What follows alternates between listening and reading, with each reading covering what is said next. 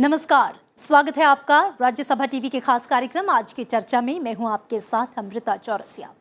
उपराष्ट्रपति एम वेंकैया नायडू ने कृषि के क्षेत्र से जुड़ी प्रतिभाओं के पलायन यानी कि एग्रो ब्रेन ड्रेन को रोकने पर जोर दिया है और शिक्षित युवाओं को खेती के पेशे के रूप में अपनाने के लिए बढ़ावा देने की जरूरत भी बताई है।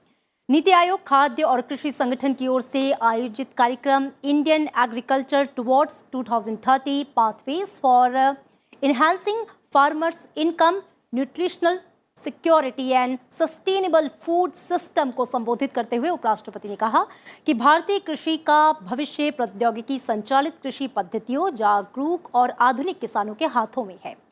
उपराष्ट्रपति ने शिक्षित युवाओं की खेती में घटती रुचि पर भी चिंता जताई है। उन्होंने जोर देकर कहा कि सामाजिक आर्थिक परिवर्तन, कृषि लागत में इजाफा और कम रिटर्न ने इस क्षेत्र में युवाओं की दिलचस्पी को कम किया है। उन्होंने मजबूत लैब फॉर्म लिंक और किसान उद्योग संपर्क स्थापित करने पर जोर दिया, जिससे किसानों को कृषि उद्यमियों के रूप में विकसित किया जा सके, तैयार किया जा सके और इसके लिए बिजनेस इंक्यूबेशन सेंटर्स के निर्माण की दिशा को उन्होंने जरूरी कदम बताया। उपराष्ट्रपति ने साफ तौर पे कहा है कि कृषि भारत की पारिस्थितिकी, संस्कृति और सभ्यता का आधार है, इसलिए किसानों के लिए उज्जवल भविष्य सुनिश्चित करना हमारी नैतिक जिम्मेदारी है। कृषि को भारत की आत्मा करार देते हुए उपराष्ट्रपति ने कहा है कि ये न केवल हमारी खाद्य सुरक्षा के लिए बल्कि अर्थव्यवस्था और आजीविका के लिए भी महत्वपूर्ण है। साथ ही उन्होंने कहा कि कृषि भारत की इकोलॉजी, संस्कृति और सभ्यता का स्तंभ है। तो आज की चर्चा में आज हम इन सभी मुद्दों पर बात करेंगे, साथ ही बात करेंगे भारतीय कृषि और युवा भागीदारी की। चर्चा में मेरे साथ दो खास मेहमान जुड़े हैं, आपसे उनका परिचय करवा दूं। डॉक्टर विनोद कुमार सिंह हैं मेरे साथ, प्रमुख हैं एग्रोनॉमी विभाग IARI के। सर, बहुत स्वागत है आपका। साथ ही SK मल्होत्रा है मेरे साथ, कृषि आयुक्त, कृषि और किसान कल्याण मंत्रालय, भारत सरकार। आप दोनों का बहुत स्वागत है। और सबसे पहले मैं डॉक्टर विनोद आपका रुख करना चाहूंगी। कृषि क्षेत्र में युवाओं की दिलचस्पी का कम होना या उनकी भागीदारी का कम होना, उपराष्ट्रपति ने भी इस बात पर बेहद चिंता जाहिर की है और इस पर खासा उनका फोकस रहा है। कितना सीरियस, कितना गंभीर इश्यू मानते हैं आप इसको? ये बहुत ही गंभीर विषय है। एक तरफ जहां भारत की अर्थव्यवस्था की रीढ़ हमारी कृषि है, वहीं पे आज नया जो युवा वर्ग है, इसका कृषि में झुकाव, लगाव काफी घटता जा रहा है दिन प्रतिदिन। और इसका जो सबसे प्रमुख कारण है कि खेती में आमदनी का कम होना। और आमदनी का कम होने के पीछे दो पहलू हैं। एक तो हमें लागत जो भी हम लगा रहे हैं उससे उतना फायदा नहीं मिल रहा है जो पहले मिला करता था, और दूसरा यह है कि लागत में दिन प्रतिदिन वृद्धि हो रही है। तो इसके नाते जो हमारी शुद्ध आमदनी है वो घटती जा रही है। और युवा किसान जो कि चाहे पढ़ा लिखा हो या किसी भी उसका हो, वो सोचता है कि हम इतनी मेहनत से इतने समय में हम दूसरे उद्यम में जाकर ज्यादा से ज्यादा आमदनी या फायदा कमा सकते हैं, अपनी अर्थव्यवस्था को सुधार सकते हैं। यही कारण है कि युवाओं का कृषि के प्रति झुकाव घट रहा है। हालांकि वर्तमान सरकार इसके पीछे जब से आई है, वह काफी प्रयास कर रही है कि किसानों की आमदनी को बढ़ाया जाए। इसीलिए एक लक्ष्य भी रखा गया है कि 2022 तक किसान की आय हमें दोगुनी करनी है। और उसका उद्देश्य भी यही है कि जो खेती में से जुड़े हुए लोग हैं, अपने खेत के ऊपर ऐसे उद्यमों को अपनाएं जिससे कि उसकी आमदनी में 2 गुना क्या, उससे ज्यादा वृद्धि हो। और मैं ये मानता हूं कि यह संभव भी है, लेकिन वर्तमान में जब तक इसको युवा या किसान अपने खेत पर नहीं अपनाते हैं, तब तक ये परिस्थिति बनी रहेगी। तो ये निश्चित रूप से एक बहुत ही गंभीर समस्या है जो कि हमारे नए युवा वर्ग इसकी तरफ नहीं खींच रहे हैं। जी जी, बिल्कुल। SK मल्होत्रा, मैं आपका रुख करना चाहूंगी। और देश में हाल में ही जो विभिन्न शैक्षिक संस्थान हैं, उसमें जो दाखिला लेने वाले छात्र हैं, उनमें कुल छात्रों में से महज 0.03% छात्रों ने ही कृषि संस्थानों में दाखिला लिया है। ये आंकड़े क्या दर्शाते हैं कि क्या जो हमारा युवा वर्ग है वो अब कृषि क्षेत्र में या इससे जुड़ी हुई चीजों में कम दिलचस्पी ले रहा है, कम रुचि है? इसको हम लोग इस दृष्टि से ना देखें। मैं ये कहना चाहूंगा कि जब जितने हमारे देश में कृषि विश्वविद्यालय हैं, लगभग 60 से भी ऊपर कृषि विश्वविद्यालय हैं, उसके साथ फिर सेंट्रल एग्रीकल्चर यूनिवर्सिटीज अलग से हैं, और इसके अलावा कुछ अन्य ऐसे और भी कॉलेजेस हैं जहां पर कृषि के क्षेत्र में जो है एक तरह से मैं ये कहूंगा कि उस पर जो है जो डिग्री के कार्यक्रम है वो चलाए जाते हैं। तो कुल मिलाकर के अगर हम देखें तो सभी जगह सीट फुल रहती हैं, और कभी भी ऐसा नहीं होता है कि खाली रहती हों सीटें। तो इस दृष्टि से अगर मैं देखूं तो कुल मिलाकर के हम खेती में जो है एडमिशन्स का अगर हम टोटल देखें तो वो जरूर कम पड़ता है, लेकिन उसको हम इस दृष्टि से ना देखें। और दूसरा जो बात आती है, जैसे अभी हम लोग आप ब्रेन ड्रेन की बात कर रहे थे, और कुछ जो और बातें कर रहे थे कि जो प्रतिभा है वो उस प्रतिभा को हम लोग कैसे बना करके रखें, वो बहुत जरूरी हो जाता है। तो इसमें जितनी भी हमारी खेती का के जो विषय है उनमें लोगों का रुझान अभी बढ़ा है, और बल्कि मैं तो ये कहूंगा कुछ ऐसे हमारे विश्वविद्यालय हैं जहां पर बल्कि महिला और जो जो हमारी मैं ये कहूंगा कि जो महिलाएं हैं वो ज्यादा आगे आ रही हैं, लड़कियां ज्यादा आगे आ रही हैं, और वो जितने डिग्री के कार्यक्रम में कृषि के क्षेत्र में एडमिशन ले रहे हैं। मैं अगर आपको हिमाचल प्रदेश कृषि विश्वविद्यालय का एग्जांपल दूं तो वहां पर जितने कुल एडमिशन होते हैं 70% लड़कियां हैं। पंतनगर विश्वविद्यालय में है, अगर आप देखेंगे तो 70 से 75% लड़कियों के एडमिशन होते हैं। तो इस तरह से जो है एक रुझान अलग से निकल करके सामने आ रहा है, और कृषि को जो है अपने आप में एक व्यवसाय के रूप में चुनना ज्यादा पसंद कर रहे हैं, क्योंकि कृषि में एक आगे बढ़ोतरी ज्यादा दिखती है, और उनको ये भी लगता है कि कृषि आधारित हमारी जो अर्थव्यवस्था है उसमें रोजगार उन्मुख बहुत सारे ऐसे कार्यक्रम हैं जिसमें जो है आजकल बहुत सारे ऐसे रोजगार निकल करके सामने आ रहे हैं, चाहे वो बीज का सेक्टर है, चाहे वो बायो फर्टिलाइजर्स, बायो पेस्टिसाइड्स, और जो अन्य पेस्टिसाइड है, उसके साथ साथ जो है जो फर्टिलाइजर का सेक्टर है, न्यूट्रिएंट मैनेजमेंट की जब भी हम बात करते हैं, तो फूड प्रोसेसिंग की बात है, डेयरी टेक्नोलॉजी, फिशरीज टेक्नोलॉजी, तो इस तरह की बहुत सारे ऐसे व्यवसाय हैं जिनमें जो है एक प्रकार से मैं ये कहूंगा कि मांग निकल करके सामने आई है। इसीलिए इस तरह के जितने भी व्यवसाय हैं और डिग्री प्रोग्राम है उसकी तरफ जो है नवयुवकों का जो रुझान बढ़ा है, और नवयुवतियों का भी रुझान जो है उसमें बढ़ा है। जी बिल्कुल।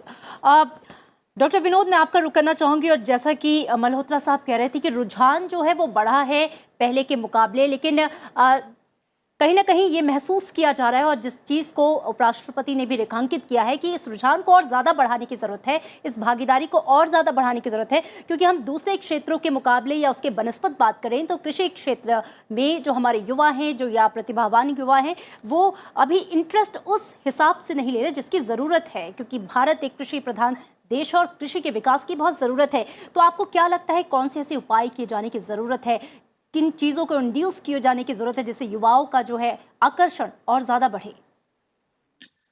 देखिए, बिल्कुल आपने सही कहा, और हमारे साथी डॉक्टर मल्होत्रा साहब ने भी वही बातें कही हैं कि रुझान तो बढ़ रहा है। मैंने भी ये कहा कि जब से ये सरकार आई है इस पे काफी जोर दिया जा रहा है कि जिसमें खेती में आमदनी का बढ़ावा दिया जाए। आमदनी बढ़ने के साथ साथ निश्चित एक रुझान बढ़ेगा।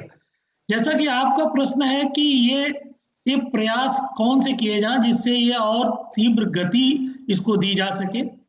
बहुत सारी सरकार की ऐसी योजनाएं हैं जो कि खेती से जुड़ी हैं, जिसमें जैसे एंटरप्रेन्योरशिप डेवलपमेंट की बात है या बिजनेस मॉडल क्रिएट करने की बात है, इसके ऊपर काफी जोर दिया जा रहा है, और इसमें बहुत ऐसे नए आयाम हैं। जैसे उदाहरण के तौर पे आज मैं देखूं तो ऑर्गेनिक खेती एक ऐसा विषय है, ये चारों तरफ देश में युवाओं में बहुत क्रेज है। मैं देखता हूँ, मैं पूसा संस्थान में जेटीएम बीपीडी यूनिट में मैं कई बार एक्सपर्ट के रूप में जाके देखता हूँ, तो तमाम युवा केवल एग्रीकल्चर ग्रेजुएट नहीं, जो बायोटेक्नोलॉजी के हों, चाहे वो बीटेक इंजीनियर्स हो, वो भी खेती की तरफ आ रहे हैं, और नए तौर तरीकों को, जहाँ पे आज की खेती जो आधुनिक खेती है वह बहुत श्रम वाली खेती नहीं है, इसमें तकनीकी का संतुलन भी उतनी आवश्यक है। तो नया युवा जो शिक्षित युवा है उसको अपनाने में काफी समर्थ है।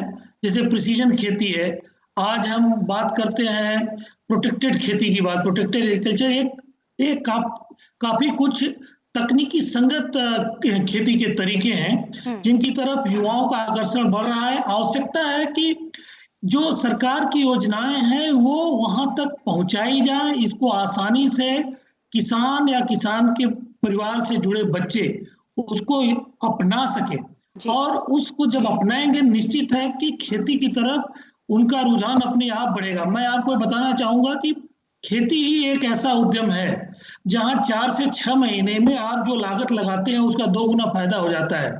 बाकी कोई उद्यम ऐसा नहीं है। तो ये सारी चीजें हमारी नई युवा पीढ़ी जो पढ़ी लिखी है वो समझ रही है और उस तरफ मुड़ रही है, और निश्चित है कि आने वाले समय में जो नए तौर तरीके हैं उनको अपनाकर, तकनीकी को अपनाकर, जो हमारे विपणन का नई व्यवस्था सरकार के द्वारा खोली जा रही है, इसको अपनाकर खेती में बहुत ज्यादा आकर्षण पैदा होगा और नए युवा और हमारे सारे किसान बंधु इससे लाभान्वित होने जा रहे हैं।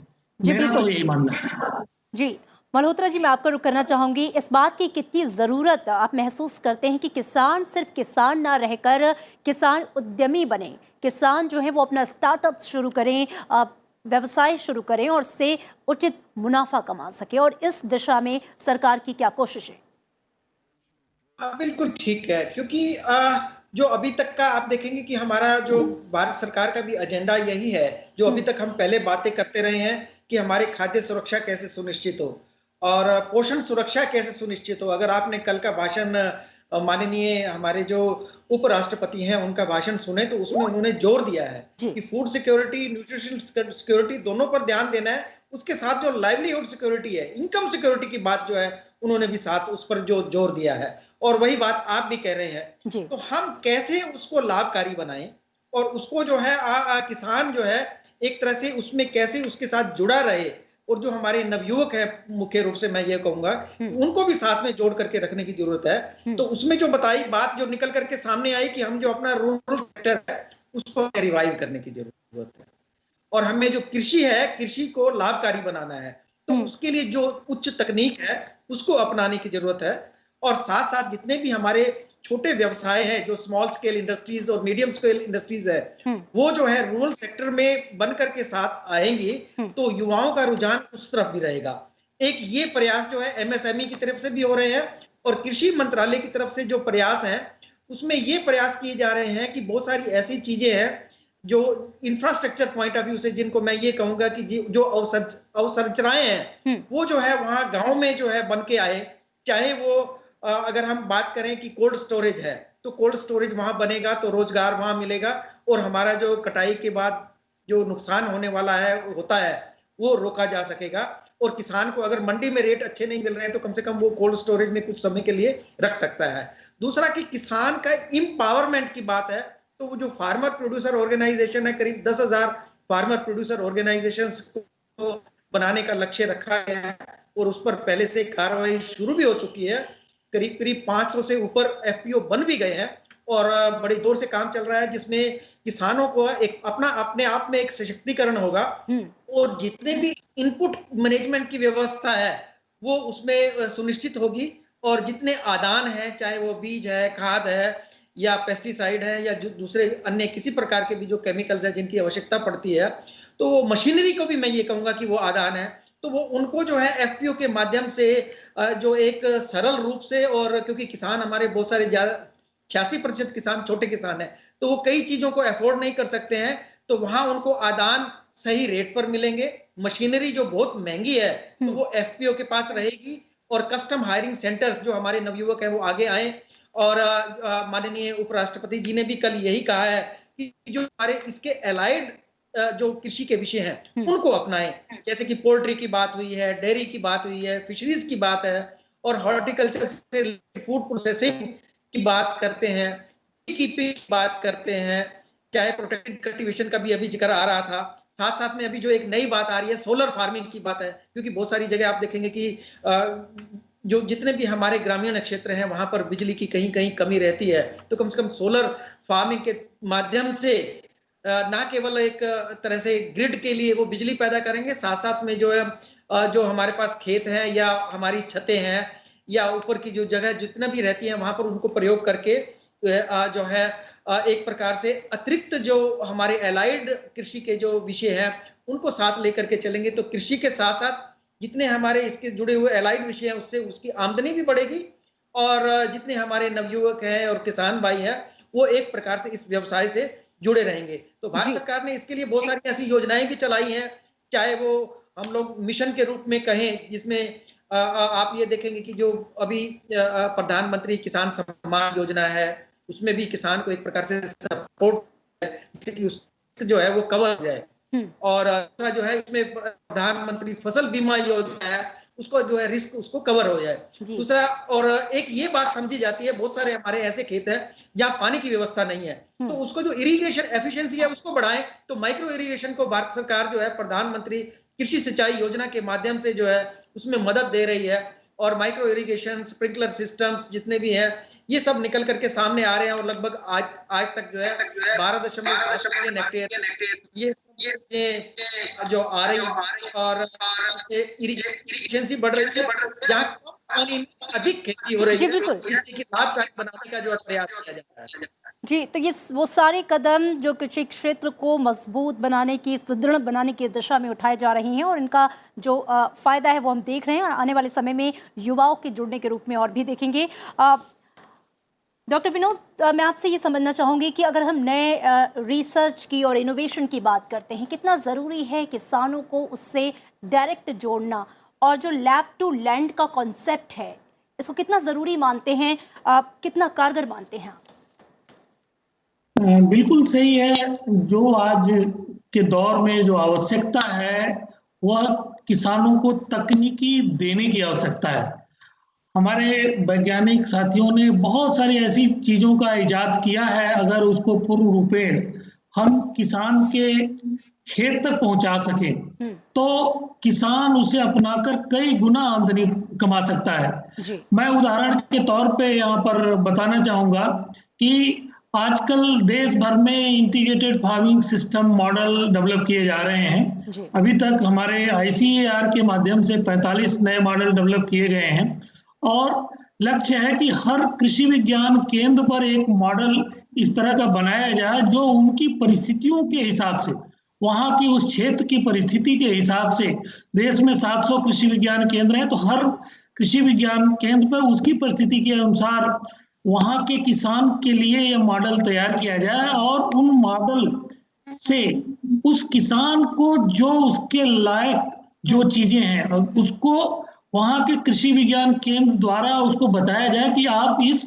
मॉडल का यह मॉड्यूल अगर अपनाते हैं तो आपकी आमदनी में इतना इजाफा हो सकता है। तो इस तरह की जो अप्रोच है, जो हमारे नई तकनीकी है उनको एक साथ लाना मॉडल के रूप में, आगे उसे कृषि विज्ञान केंद्र या जो प्रसार के माध्यम हैं उनको सही तरीके से उसके बारे में अवगत कराना, उनको जानकारी देना, उनको ट्रेनिंग देना और फिर उनके माध्यम से आगे के जो सरकार के राज्यों के अलग विभाग हैं, वहां से जुड़े हुए किसान संगठन हैं, उनको अगर उन तकनीकी के बारे में आगे बढ़ाया जाए तो निश्चित है कि जो हमारी गति है कृषि के विकास की, आमदनी के बढ़ावा की, वो बहुत द्रुत गति से बढ़ने वाली है और इस पे काफी काम किया जा रहा है। और यही तरीका है लैब टू लैंड के बीच में जो प्रसार माध्यम है, उन प्रसार माध्यमों को बार बार वैज्ञानिकों के साथ जोड़ना,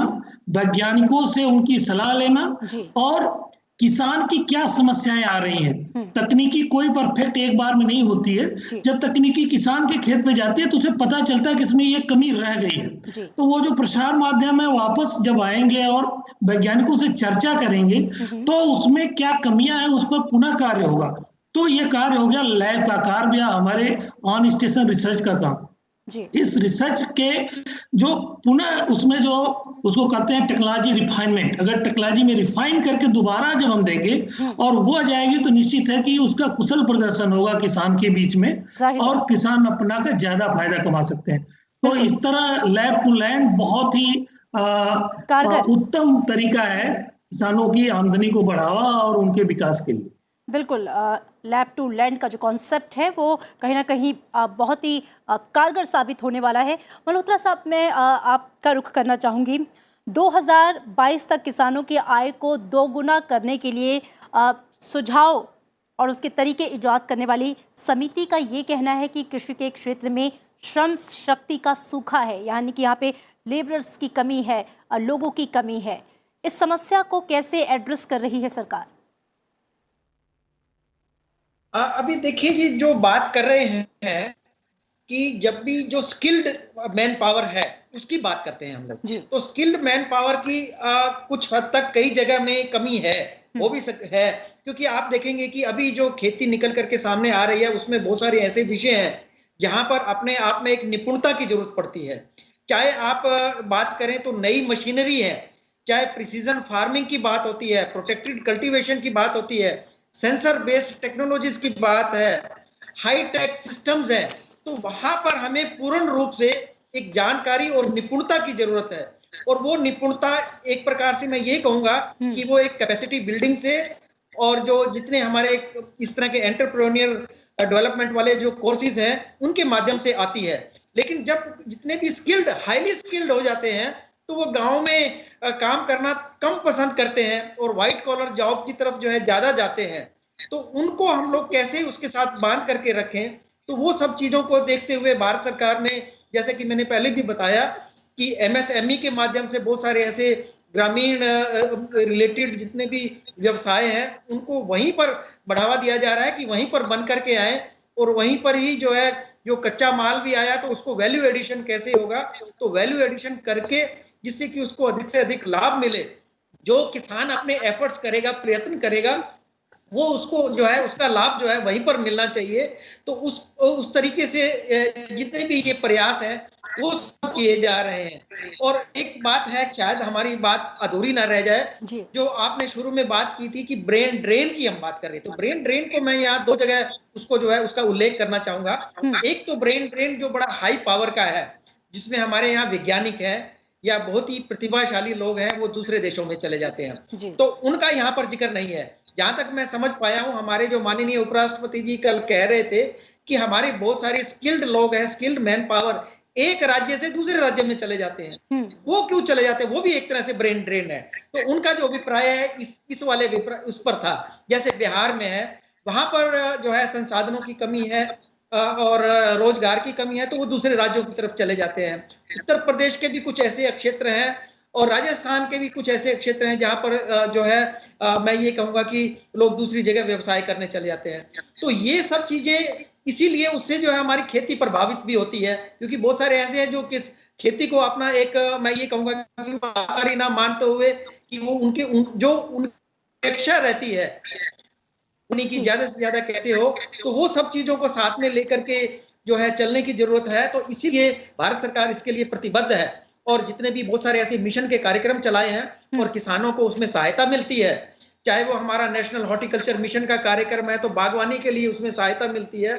नेशनल फूड सिक्योरिटी मिशन कार्यक्रम है तो जिसमें जो है जितनी हमारी दलहनी, तिलहनी और अन्य जितनी भी हमारी फूड ग्रेन क्रॉप्स हैं उसमें जो है किसानों को सहायता दी जाती है। और उसमें इनकम सिक्योरिटी की जो मैं बात कर रहा था, इसीलिए उसमें भारत सरकार ने कुछ सुधार किए हैं। पहले सिर्फ उत्पादन के लिए सहायता मिलती थी, अब अगर कोई किसान अगर दलहनी फसलें पैदा कर रहा है तो वो उसके दाल को जो है वो मिनी दाल मिल लगा सकता है अपने गांव में और उसका अपनी आमदनी में इजाफा कर सकता है।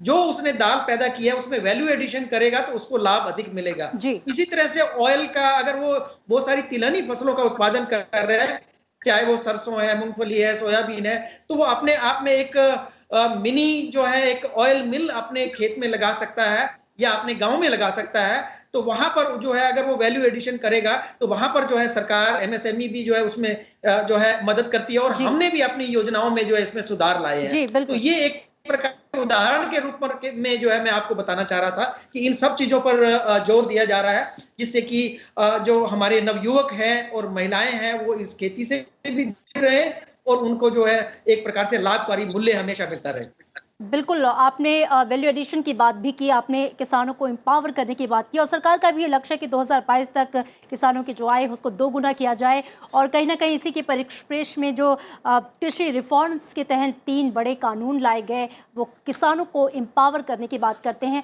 आप दोनों खास मेहमानों का बहुत शुक्रिया इस चर्चा में शामिल होने के लिए।